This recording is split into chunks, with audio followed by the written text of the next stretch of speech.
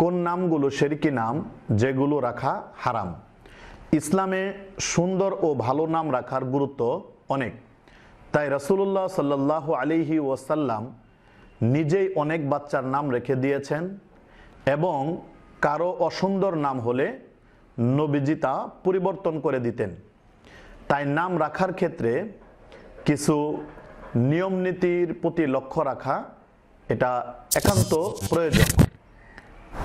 তার মধ্যে হচ্ছে 1 নাম্বার, আল্লাহ রাব্বুল আলামিনের কোনো নামের সাথে আব্দুন শব্দ ব্যবহার করে নাম রাখা, যথা আব্দুল্লাহ, আব্দুর রহমান ইত্যাদি। মুসলিম শরীফের 2131 নং হাদিস, আল্লাহ রসুল সাল্লাল্লাহু আলাইহি ওয়াসাল্লাম ইরশাদ করেছেন যে আল্লাহ তাআলার নিকট সর্বাধিক প্রিয় নাম হচ্ছে আব্দুল্লাহ এবং আব্দুর রহমান। সুতরাং এই মূলনীতি থেকে আমরা জানতে পারলাম আল্লাহ রাব্বুল আলামিনের যে সমস্ত গুণবাচক নামগুলো রয়েছে সেগুলোর সাথে আব্দুন শব্দ মিশ্রিত করে, আব্দুন শব্দকে সংযুক্ত করে যদি নাম রাখা হয় তাহলে এই নামগুলো উত্তম। কোন নবীর নামে নাম রাখা, মুসনাদে আহমদ যা প্রসিদ্ধ একটি হাদিস গ্রন্থ, তার 1932 নং হাদিসে এসেছে আল্লাহ রসুল সাল্লাল্লাহু আলাইহি সাল্লাম ইরশাদ করেছেন, তাসাম্মু বি আসমাইল আম্বিয়া, অর্থাৎ তোমরা নাম রাখো নবীদের নামের সাথে মিলিয়ে।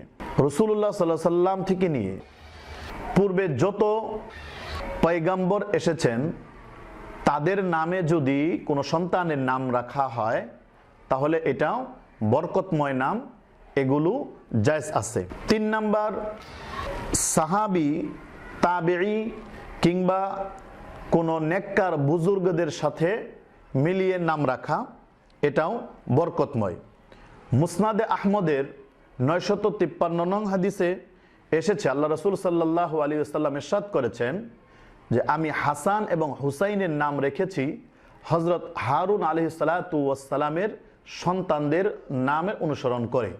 এখানে আমরা বুঝতে পারলাম যে আল্লাহ তাআলার নামের সাথে আব্দুন শব্দ, যার অর্থ হচ্ছে দাসত্ব, গোলামি করা, এটাকে সংযুক্ত করে নাম রাখা, কোনো নবীদের নামের সাথে মিলিয়ে নাম রাখা, অথবা কোনো সাহাবী, তাবেঈ বা কোনো নেককার বুজুর্গদের নামের সাথে মিলিয়ে সন্তানের নাম রাখা, এগুলো উত্তম এবং এগুলো বরকতময়। আল্লাহর দাসত্ব বা গোলামি ব্যতীত অন্যের গোলামি বুঝায়, অন্যের দাসত্ব বুঝায়, সেই সমস্ত নামগুলো ইসলামী শরীয়তের মধ্যে রাখা জায়েজ নেই।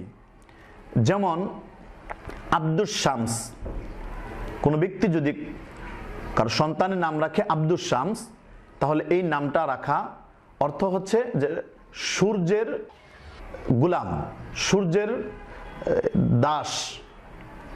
সুতরাং এ জাতীয় যেগুলো নাম রয়েছে আল্লাহ ব্যতীত অন্যের গোলাম, অন্যের দাস বুঝায়, এই সমস্ত নামগুলো শিরকি নাম, এই সমস্ত নাম রাখা জায়েজ নেই। আল্লাহ রাব্বুল আলামিন আমাদেরকে বুঝে আমাদের সন্তানদেরকে সুন্দর এবং অর্থবহ নাম যেন আমরা রাখতে পারি, আল্লাহ তাআলা তৌফিক দান করুন, আমিন।